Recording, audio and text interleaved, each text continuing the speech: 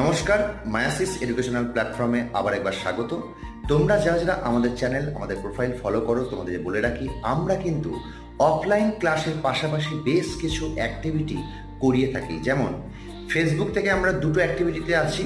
তার মধ্যে প্রথম যেটা স্ট্যাটিক জিকের প্রত্যেক দিন একটা করে প্রশ্ন আপলোড করা হয় এবং রাতে সেই অ্যান্সারটা দেওয়া হয় এবং প্রথম দুজনকে উইনার্স হিসাবে ঘোষণা করা হয়।